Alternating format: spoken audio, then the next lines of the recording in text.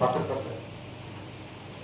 ಇದು ವೈಯಕ್ತಿಕ ಕೊಲೆ ಅನ್ನೋದಕ್ಕಿಂತ ನಾನು ಸ್ಪಷ್ಟವಾಗಿ ಹೇಳ್ತೀನಿ, ರಾಜಕೀಯವಾದಂತ ಕೊಲೆ. ವೈಯಕ್ತಿಕ ಅಂತೂ ಅಲ್ಲ, ಇದು ರಾಜಕೀಯ ಪ್ರೇರಿತವಾದಂತ ಕೊಲೆ. ಯಾಕೆಂದ್ರೆ ಅವ್ರು ರಾಜಕೀಯವಾಗಿ ಬೆಳೀತಾ ಇರೋದನ್ನ ಕೆಲವು ಘಟಭದ್ರ ಶಕ್ತಿಗಳು ಸಹಿಸ್ಕೊಳಕ್ಕಾಗದೆ ಮಾಡಬೇಕು ಕೊಲೆ. ಇವ್ರು ಯಾರು ಚಾಪ್ ತಗೊಳ್ಕು ಇಲ್ಲದೆ ಇರ್ತಕ್ಕಂಥವ್ರು ಈ ಕೊಲೆಗಳ ಏನೀಗ ಜೈಲಲ್ಲಿದ್ದಾರೆ, ಇವರು ತುಂಬಾ ಪೂರ್ ಫ್ಯಾಮಿಲೀಸ್. ಇವರು ಸೀನಣ್ಣ ಅಂತ ವ್ಯಕ್ತಿನ ಕೊಲೆ ಮಾಡಿ 17 ಸಾರಿ ಚಾಕ್ ಹಾಕೊಂತ ವೈಯಕ್ತಿಕವಾದ ದೇಶ ಯಾವ್ದು ಇಲ್ಲ. ಇವ್ರು ಮುಂದೆ ಎತ್ಕೊಂಡು ಮಾಡಿಸಿರೋಂತ ಬಲವಾದಂತ ಶಕ್ತಿ ಇವರಿಂದ ಇದೆ. ಇವತ್ತು ಕೋರ್ಟಲ್ ಕೂಡ ಅಡ್ಡಿಪಡಿಸ್ತದೆ. ರಾಜಕೀಯವಾಗಿ ಇವ್ರು ನಮ್ಮ ಶತ್ರು ಆಗ್ತಾರೆ ನಾಳೆ ಬೆಳಿಗ್ಗೆ ಅಂತ ಆಲೋಚನೆ ಮಾಡಿ ಬಹಳ ಪ್ರಭಾವ ವ್ಯಕ್ತಿಗಳು ರಾಜಕೀಯವಾಗಿ ಕೊಲೆ ಮಾಡಿದ್ರು. ವೈಯಕ್ತಿಕವಾದಂತ ಸೇಡ್ ಯಾವ್ದು ಇಲ್ಲ. ಅದರ ಬರೀ ನಾಟಕ ವೈಯಕ್ತಿಕವಾಗಿ ಯಾರೋ ಸಾಯಿಸಿದ್ರಂತೆ, ಯಾರೋ ಇದ್ರಂತೆ, ಬರೀ ನಾಟಕ. ಅದೆಲ್ಲ ಬೋಗಸ್. ಇದು ಕತೆ, ದಂತ ಕತೆ. ಇದು ನಿಜವಾಗ್ಲೂ ರಾಜಕೀಯವಾಗಿ ಷಡ್ಯಂತ್ರ ನಡೆಸಿ ನಾಳೆ ಬೆಳಿಗ್ಗೆ ನಮ್ಗೆ ತೊಂದರೆ ಆಗುತ್ತೆ ಅಂತ ಮಾಡಿಸುವಂತ ಕೊಲೆ. ಶ್ರೀನಿವಾಸ ಸಂಬಂಧಿನೇ ಅಲ್ವಾ ಆರೋಪಿ? ಎಲ್ಲರೂ ಅಲ್ಲ, ಒಬ್ಬರಿದ್ದಾರೆ. ಅವರು ಸಂಬಂಧಿಗೂ ಕೂಡ ಹೇಳ್ಕೊಟ್ರೆ ಮಾಡಂತ ವ್ಯಕ್ತಿ ಅಲ್ಲ, ಮಾಡಂತ ಇದೇನಲ್ಲ. ಇದನ್ನ ಹಿಂದ್ಗಡೆ ನಿಂತು ಕೆಲಸ ಮಾಡಿಸಿದ್ರೆ ಅಂತ ಎಲ್ರಿಗೂ ಕಾಣ್ಬೇಕು ಅಂತ ಎಲ್ರಿಗೂ ಗಮನಕ್ಕೆ ಬರ್ತದೆ, ಎಲ್ರಿಗೂ ಗೊತ್ತಾಗ್ತದೆ. ಬಟ್ ನೇರವಾಗಿ ಹೇಳಕ್ ಆಗ್ತಾ ಇಲ್ಲ. ಯಾಕೆಂದ್ರೆ ತನಿಖೆ ಪಾರದರ್ಶಕ ನಡೀಲಿ, ನಡೆದಾಗ ಗೊತ್ತಾಗುತ್ತೆ. ನಾನು ಹೇಳಿದ್ರೆ ಅಕ್ರಾರ್ ವೆಂಕಟೇಶ್ ಜೆಡಿಎಸ್ ಅವರು ಕಾಂಗ್ರೆಸ್ ಮೇಲೆ ಆರೋಪ ಮಾಡಿದ್ರು, ಈ ತರ ಪಾರ್ಟಿ ಬಿಡ್ತಾರೆ. ಅದಕ್ಕೆ ಪಾರದರ್ಶಕ ತನಿಖೆ ನಡೆಸಿ ಆರೋಪ ಅಂತ ಗುರುತಿಸಲಿ ಅನ್ನೋದು ನಮ್ಮೆಲ್ಲರ ವಾದ. ಅದಕ್ಕೆ ಕಂಟಿನ್ಯೂ ಮಾಡ್ತಂತ ಯಾವ ರಾಜಕಾರಣ ಆದ್ರೂ ಸರಿ. ಇನ್ನೊಂದೇನಂದ್ರೆ ಅಷ್ಟು ದೊಡ್ಡ ಲಾಯರ್ ಇಟ್ಕೊಳ್ಳೋಕೆ ಇವ್ರಿಗೆ ಶಕ್ತಿ ಇಲ್ಲ.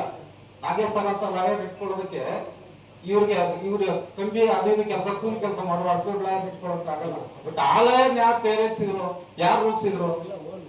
ಬಹಳಷ್ಟು ತಿಂಗಳು ಇವ್ರು ಬೇರೆ ವರ್ಜಿನಿ ಹಾಕೊಳ್ಳಿಲ್ಲ, ಆರಾಮಾಗಿ ತಿಂದ್ಕೊಂಡಿದ್ದಾರೆ, ಆರಾಮಾಗಿ ಅವ್ರ ಫ್ಯಾಮಿಲಿ ಆರಾಮಾಗಿ ನಡೀತಾ ಇದೆ.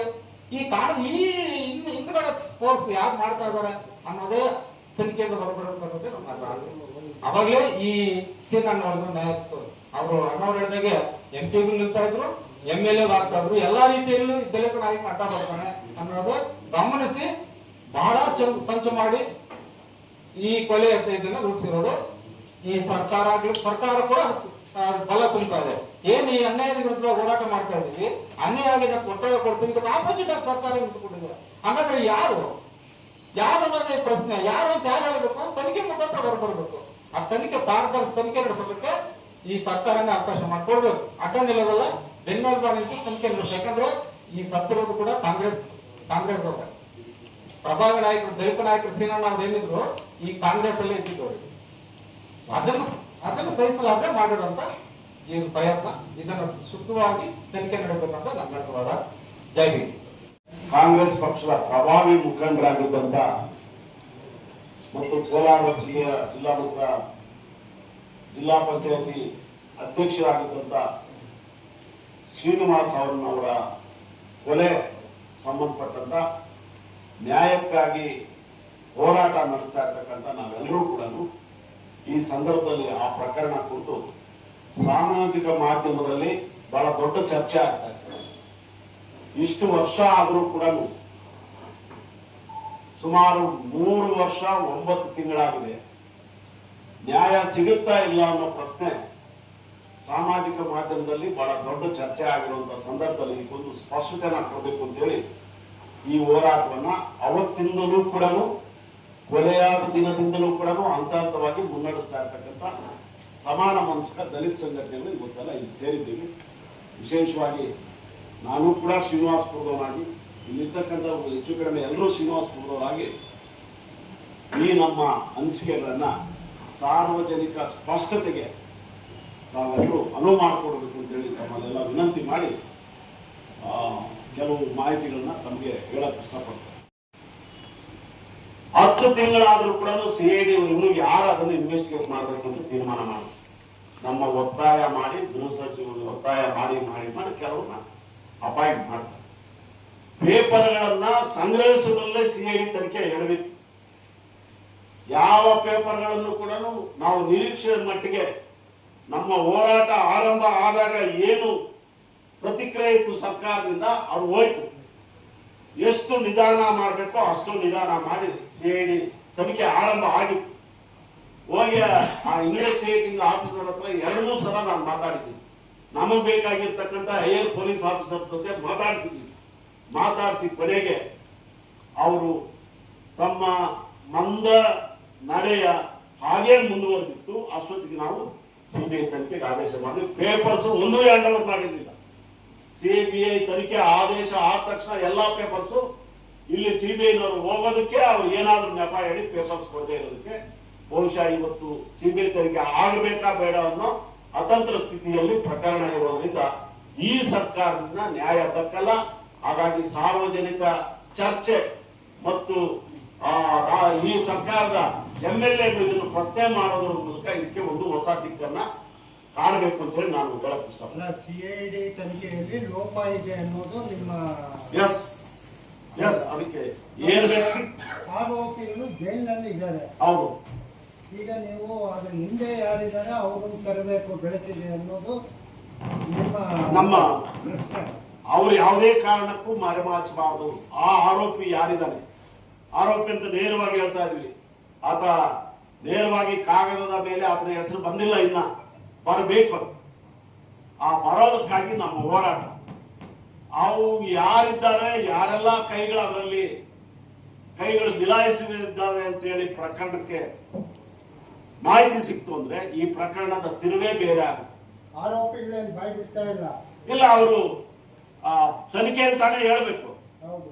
ತನಿಖೆಗೆ ನಾವು ಕೊಡ್ತಾ ಇರ್ತಕ್ಕಂಥ ಡಾಕ್ಟರ್ ಚಂದ್ರಕಲಾ ಅವರು ಕೊಡ್ತಾ ಇರ್ತಕ್ಕಂಥ ಎಲ್ಲಾ ದಾಖಲೆಗಳು ಮಾಹಿತಿಗಳು ಎಲ್ಲವೂ ಕೂಡ ಅದೇ ಹಂತದಲ್ಲಿದ್ದಾವೆ.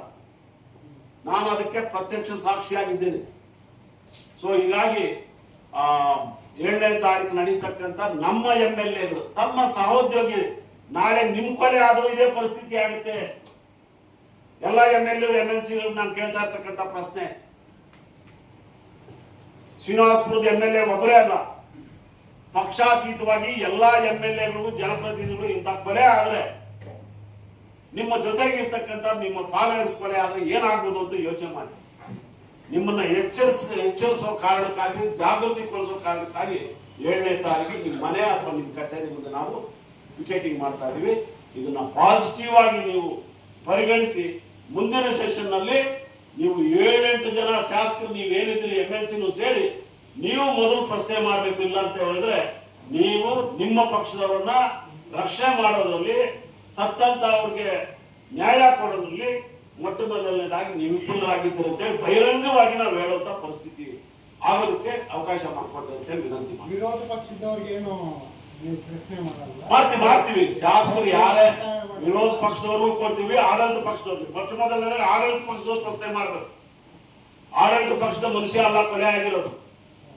ಆಡಳಿತ ಪಕ್ಷದ ಮನುಷ್ಯ ನಿಮ್ಮ ಲೀಡರ್. ಅವ್ರು ಕೊಲೆ ಆಗಿರ್ಲಿಲ್ಲ ಅಂದ್ರೆ ಕೋಲಾರ ಜಿಲ್ಲೆ MP ಆಗ್ತಾ ಇದ್ರು ಅಥವಾ MLA ಆಗ್ತಾ ಇದ್ರು. ಅದಾಗಬಾರ್ದು ಅಂತ ನಡೆದಿರ್ತಕ್ಕಂಥ ಸಂಚು ಅನ್ನೋದು ಎಲ್ಲರೂ ಗೊತ್ತಿರುವಂತ ವಿಚಾರ. ಚರ್ಚೆ ಆಗ್ತಾ ಇದೆ.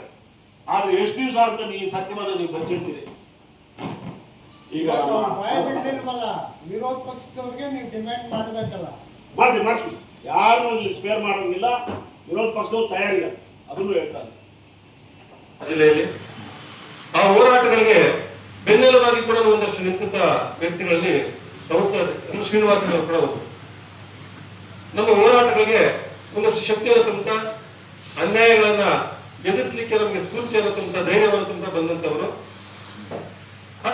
ಹಗಲಲ್ಲಿ ಕೊಲೆ ಆಗಿ ಹೋಗ್ತಾರೆ. ಆ ಕೊಲೆಯಾದ ವಿಚಾರವನ್ನು ತಿಳಿದಾಗ ಸಮಾಜದಲ್ಲಿ ಒಂದು ಭಯದ ವಾತಾವರಣವನ್ನು ಸೃಷ್ಟಿ ಮಾಡಬೇಕಂತ ಏನು ಆ ಹಿಂದಿನ ಶಕ್ತಿಗಳು ಕೆಲಸ ಮಾಡ್ತಿದ್ವು, ಅವರು ಬೇಡ ಬೇಯಿಸ್ಕೊಳ್ಳಿಕ್ಕೋ ಅಥವಾ ಭಯದ ವಾತಾವರಣವನ್ನು ಸೃಷ್ಟಿ ಮಾಡ್ಲಿಕ್ಕೋ ಅಥವಾ ಒಂದು ಸಮುದಾಯವನ್ನು ಹತ್ತಿಕ್ಕೆ ತನ್ನ ತೆಕ್ಕೆಗೆ ತಗೊಳ್ಳಿಕ್ಕೋ ಈ ಒಂದು ಘಟನೆ ನಡೆದೋಗ್ತದೆ. ಈ ಘಟನೆ ನಡೆದಿದ್ದು ಮಾಧ್ಯಮದವರು ಅಂದಿನಿಂದ ಇಂದಿನವರೆಗೂ ಕೂಡ ತುಂಬಾ ಸೂಕ್ಷ್ಮವಾದನ್ನು ಗಮನಿಸಿ ಆ ಸತ್ಯದ ಹಾದಿಯನ್ನು ಹೊರಗೆ ತರಬೇಕು. ಆ ಒಂದು ಕೊಲೆ ಮಾಡಿದವರ ಶಕ್ತಿ, ಸಾಮರ್ಥ್ಯ ಮತ್ತು ಅವರ ಆರ್ಥಿಕ ಮತ್ತು ಸಾಮಾಜಿಕ ಪರಿಸ್ಥಿತಿಗಳೇನು, ಅವರು ಹಿಂದೆ ನಿಂತು ಮಾಡ್ತಿರೋ ಒಂದು ಯಾಕೆ ಯಾರಿದ್ದಾರೆ ಅನ್ನೋ ಅನುಮಾನಗಳು ಹುಟ್ಟಲಿಕ್ಕೆ ಕೆಲವು ನಡವಳಿಕೆಗಳು ಸಮಾಜದಲ್ಲಿ ಚರ್ಚೆಗೆ ಬಂದವು. ಹಾಗಾಗಿ ಹೋರಾಟಗಾರರಾದಂತಹ ಎಲ್ಲಾ ಹೋರಾಟಗಾರರು ಕೂಡ ಅದರ ಬೆನ್ನತ್ತಿ ಒಂದಷ್ಟು ವಿಚಾರಗಳನ್ನ ತಿಳ್ಕೊಂಡಾಗ ನಮಗೂ ಕೂಡ ಒಂದಷ್ಟು ವಿಚಾರಗಳು ಗೊತ್ತಾಗ್ತಾ ಹೋಯ್ತು.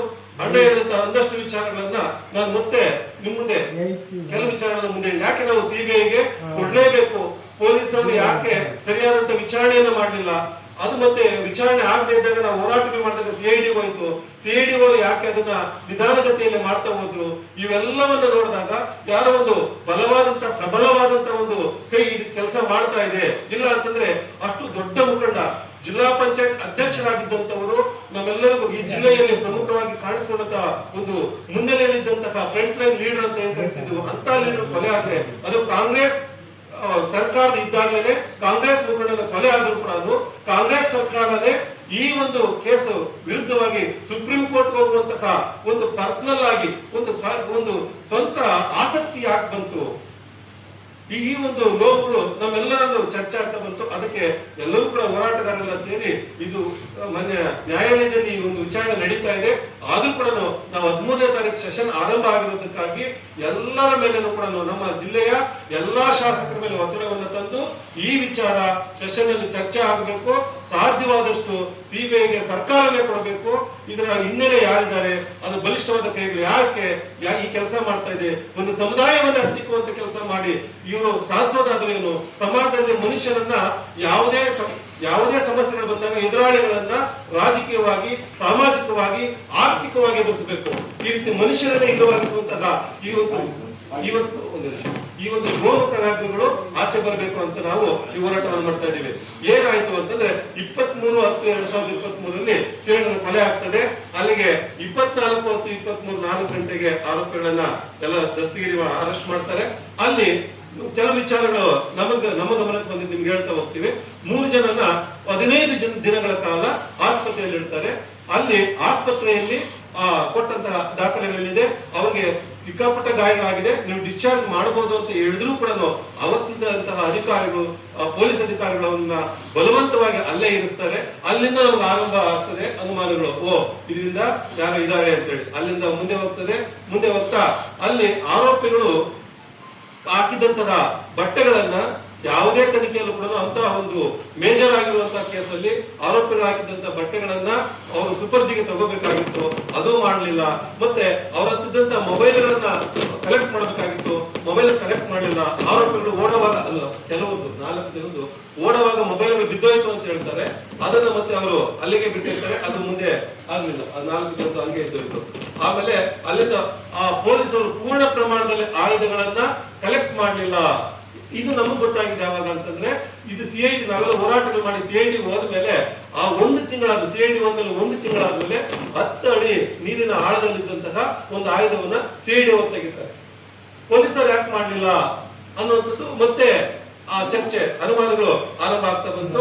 1 ತಿಂಗಳಾದ್ಮೇಲೆ ಅವರು ಪೊಲೀಸರು ಅಲ್ಲಿ ಚರ್ಚೆ ಆದಾಗ ಅಥವಾ ಮಾನ್ಯ ನ್ಯಾಯಾಲಯದಲ್ಲಿ ಈ ಪ್ರಶ್ನೆ ಬಂದಾಗ ನಾವು ಅದನ್ನ ಗಮನಿಸಿದಾಗಿದ್ದು 10 ಅಡಿ ನೀರಿನಲ್ಲಿ ಇದ್ದಿದ್ದನ್ನ ಪೊಲೀಸರು ತೆಗೆಯೋದೇನು ದೊಡ್ಡ ಕಷ್ಟ ಆಗಿರ್ಲಿಲ್ಲ. ಸಿಐಡಿ ತೆಗೆದಿದ್ದು ಪೊಲೀಸರೇ ತೆಗಿಬೋದಾಗಿತ್ತು. ಅಲ್ಲಿ ನಮಗೆ ಪೊಲೀಸ್ ತನಿಖೆ ಮೇಲೆ ಆ ಒಂದು ಅನುಮಾನಗಳು ಆರಂಭ ಆಗಿ ನಾವು ಸಿಬಿಐಗೆ ಹೋಗ್ಬೇಕಂತ ಹೋರಾಟಗಳನ್ನು ಮಾಡ್ತೀವಿ. ಅದಾದ್ಮೇಲೆ ಸಿಐಡಿ ಹೋದ್ಮೇಲೆ ಒಂದಷ್ಟು ಲಿಸ್ಟ್ ಅನ್ನ ಕೇಳ್ತಾರೆ ಮೇಡಮ್ ಅವರನ್ನ. ನಾವೆಲ್ಲ ಹೋರಾಟಗಾರರ ಜೊತೆ ಇದ್ದಾಗ ಅವರು ಒಂದಷ್ಟು ಲಿಸ್ಟ್ ಕೊಡ್ತಾರೆ ಯಾರ್ಯಾರು ಅನುಮಾನಗಳಿತ್ತು ಅಂತ.